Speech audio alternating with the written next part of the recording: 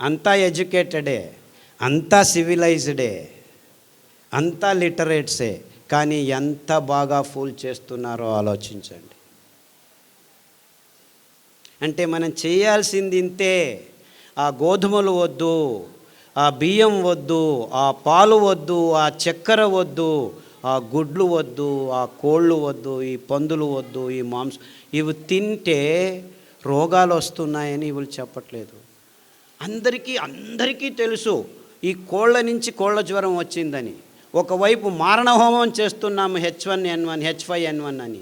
పందుల నుంచి వస్తుందని పందుల్ని మారణహోమం చేశాము. మ్యాడ్ కౌ డిసీజ్ వచ్చిందని మొత్తం యూరోపులో ఆవులన్నింటినీ నాశనం చేశాము. భస్మము మంటలు పెట్టారు.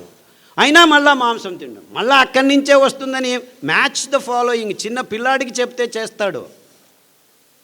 కోళ్ళ జ్వరము, పంది జ్వరము, మ్యాడ్ కౌ డిసీజు ఎక్కడి నుంచి వచ్చిందిరా అంటే మ్యాచ్ చేస్తాడు. కానీ మళ్ళా కోళ్ళ పెంపకం, అదే రకంగా స్టెరాయిడ్స్ చుచ్చడం, అదే రకంగా యాంటీబయాటిక్స్ వాడుతుండడం వల్ల ఆ ఎముకల మధ్యలు పెరగలేక అందులో వైరస్లు తయారవుతున్నాయని అర్థం చేసుకునేదానికి మీకు జీనియస్ అవసరమా?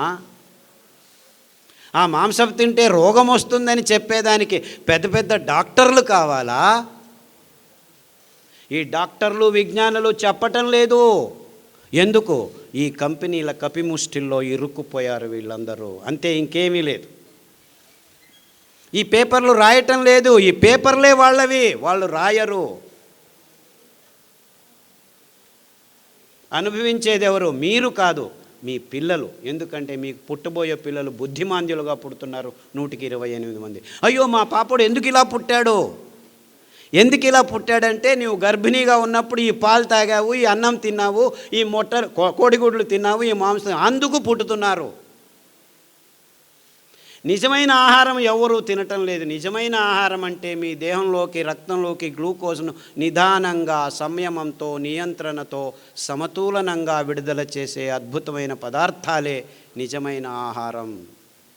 అంటే పీచు పదార్థం, పిష్ట పదార్థం రెండుకి సమన్వయ రచన ఉన్న, అంతర్లీనమై సంక్లిష్టంగా, సంకీర్ణంగా అమర్చబడిన ఈ అద్భుతమైన చిరుధాన్యాలే, తృణధాన్యాలే మొత్తం మానవ జాతికి ఆరోగ్య సోపానాలు. ఇంకేమీ లేదు.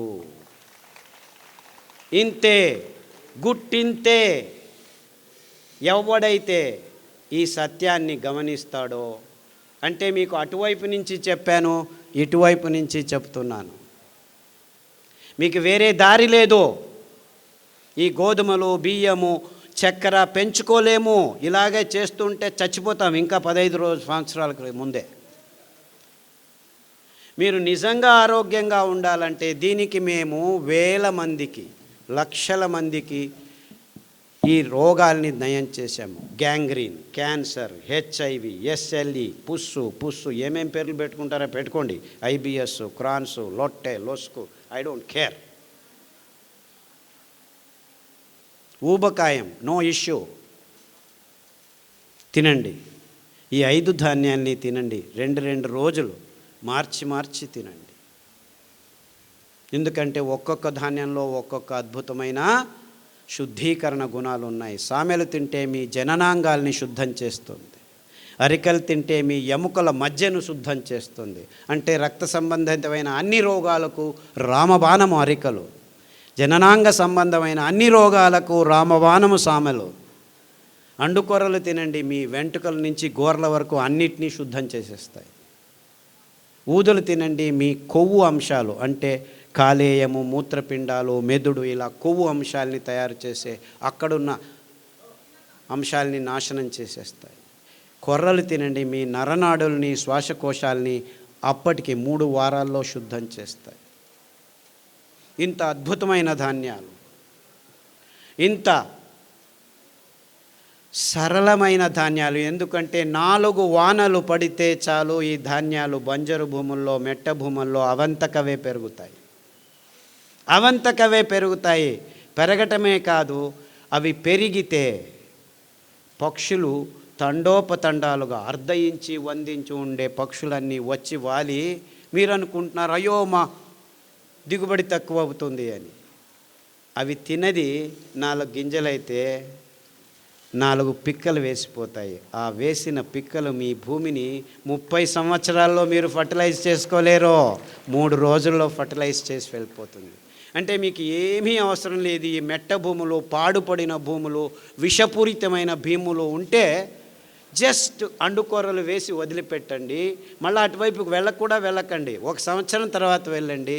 మీరు అందులో వెళ్ళి మళ్ళీ మీ భయంకరమైన చెరుకును పెంచుకునేదానికి ఫర్టిలైజర్ లేకుండా పెంచుకోవచ్చు. అంత అద్భుతంగా, కోర్స్ రాంగ్ ఎగ్జాంపుల్ ఇస్తున్నాను. మీరు చక్కెర చెరుకును పెంచనేకూడదు భూమి మీద. అంటే మీ ఆరోగ్యాన్ని కాపాడడం ఒకవైపు అయితే, బరుడైన బంజరైన మెట్ట భూముల్ని మళ్ళా సారవంతానికి తీసుకొచ్చే ఒకే ఒక్క వైజ్ఞానిక పద్ధతి ఈ అండుకొర్రల్ని పెంచటం. ఎన్నో భూముల్ని మేము మెట్ట భూముల్ని, రాసాయనిక ఎరువులున్న భూముల్ని ఇలా 6 నెలల్లో బంజరు భూమి నుంచి సారవంతమైన భూములకి కన్వర్ట్ చేయొచ్చు.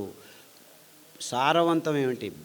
బరడు భూమి అంటే మరలు భూమి అంటే ఇసుక భూమిని కూడాను మనం మళ్ళా వ్యవసాయానికి వీలైన భూమిగా మార్చుకోవచ్చు. మేము ఈ మైనింగ్ చేసి వదిలిపెట్టేసిన భూముల్లో కూడాను సిరిధాన్యాల్ని అటవీ చైతన్యం వేసి పెంచగలిగాము. అంత సులభంగా పెరుగుతాయి ఇవి.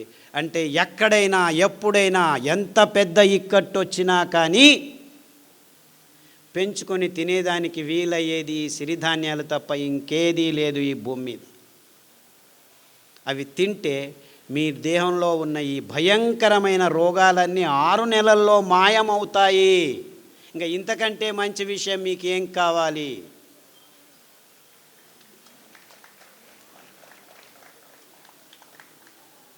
చప్పట్లు చట్టాల్సిన పని లేదు. I know you are all very serious. చాలా గంభీరంగా ఆలోచిస్తున్నారని నాకు అర్థమవుతుంది.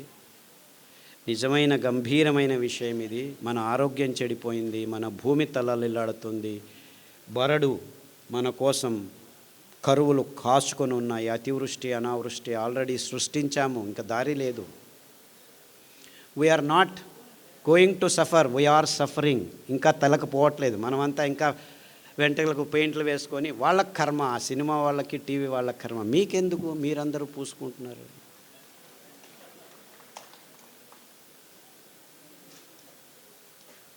We are suffering. కానీ ఈ రాజకీయ నాయకులు నెక్స్ట్ ఎలక్షన్స్ ఎలా గెలవాలని మాత్రమే కానీ ఈ ప్రాబ్లమ్స్ అన్నీ అర్థం కావు. అర్థమైనా ముందుకు రావు, వాళ్ళ ఫోకస్కు రావు ఇవి. No one is worried about this. అందరూ ఎకనామిక్ మోడల్లో తల ములకలైపోతున్నారు. No more economic models can save the world. It's only ecological models that can save. Sustainable future జనరేషన్స్కి కావాల్సింది ఎకానమీ కాదు, ఎకాలజీ. చెట్లను పెంచండి, తీగలను పెంచండి, వృక్షాలను సంరక్షించండి, వాళ్ళను పూజించండి. Only they can take care of us. చుట్టుముట్టు ప్రకృతి రారాజిస్తుంటే మనం బతకచ్చు, లేకుంటే మన జీవితం దుర్భరం కాదు, నరకంలోకి తోయబడతాం. చస్తే పర్వాలేదు, చావము బతకము. మీరు చస్తే పర్వాలేదు, మీ పిల్లలు పుట్టబోయే పిల్లలను చంపబోతున్నారు మీరు. గమనించండి. అన్నిటికీ అతి సులభమైన పరిహారం, సరళమైన పరిహారం. దీనికోసం మీరందరూ రేపటి నుంచే, అయినో నేనేం కలలు కనట్లేదు, రేపు కాఫీ తాగటం ఆపు చేస్తారా? లేదు లేదు లేదు, takes time. I'm very practical person.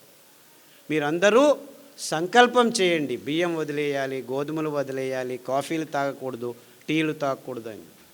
పద్ధతులు ఉన్నాయి, ట్రిక్స్ ఉన్నాయి, ప్రకృతిలో పదార్థాలు ఉన్నాయి.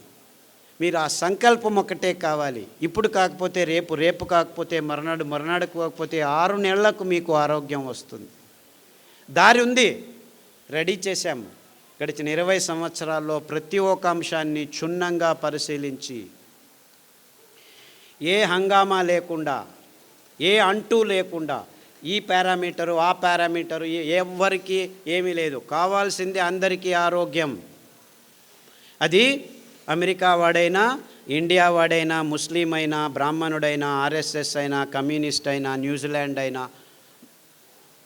చివరికి అండర్ వరల్డ్ డాన్లైనా, అందరికీ అదే రోగం. 100 మంది ఎండి ఎంఎస్ డాక్టర్లను తీసుకొస్తే 28 మందికి డయాబెటీస్ ఉంది. 100 మంది స్వామీజీలను తీసుకురండి, 28 మందికి డయాబెటీస్ ఉంది. 100 మంది చీఫ్ మినిస్టర్లు అంతే, ఎలాగో అనుకోండి, వాళ్ళకు ఉంది. 100 మంది అటెండర్లు, ఆ లిఫ్ట్ అటెండ్ చేస్తే వాళ్ళకు 28 మందికి డయాబెటీస్. అంటే ఈ డాక్టర్లు ఏం చేయాలి? లైఫ్ స్టైల్ డిసీజ్ అంటారు. అందరి లైఫ్ స్టైల్ ఒకటేనా? కాదు. ఇవన్నిటినీ ఆలోచించాలి మనం. అంటే మనల్ని బూటకంలో వేసేశారు, మాయ చేస్తున్నారు. గంభీరంగా ఆలోచించండి. మీకు ఎవ్వరు ఏమీ సహాయం చేసేదానికి ఇక్కడ రెడీ లేరు. డబ్బులు చేసుకునేదానికి అన్ని సరంజామాలు చేసుకొని కూర్చున్నాం మేము. No one is going to help you. It's you who will help yourself. అంటే నీ నోట్లోకి పోతున్న ప్రతి ముద్ద, ప్రతి చుక్క మీ ఆరోగ్యాన్ని నిర్ణయిస్తుంది. మీకు పుట్టబోయే పిల్లల భవిష్యత్తును నిర్ణయిస్తుంది. అంటే గర్భిణీలు, అంటే కాబోయే తల్లులు తండ్రులు మీ ఆరోగ్యాన్ని సరిగ్గా ఉంటే ఈ బుద్ధిమాంద్య పిల్లలు పుట్టరు. వాళ్ళకు వచ్చే రోగాల్ని మీరు ఆపు చేయవచ్చు. అంటే మీకు పిల్లలు కావాలంటే ముందే ఆలోచించండి. Stop for 1 minute, think, what am I doing. బుద్ధిమాంద్య మొక్కలను పుట్టించుకున్న తర్వాత జీవితాంతం కష్టపడాల్సిన పని లేదు. 2 సంవత్సరాలు జాగ్రత్తగా ఆలోచించి మంచి ఆరోగ్యకరమైన పిల్లల్ని పుట్టించుకోండి. And it is possible. It is 100% possible. In fact, 100 diabetic patients రండి, 100 diabetic patients నేను చెప్పిన భోజనాన్ని చేయండి, నేను చెప్పిన కషాయాలు తాగండి, 100కి 100 మందికి బాగవుతుంది. 3 వారాలు మీరు ఎక్కడా పోకుండా ఇదైనే చేయండి. అందరికీ HbA1c 1 కాకపోతే 2 కాకపోతే 3 యూనిట్లు తక్కువ అవుతుంది. గ్యారంటీ నాది.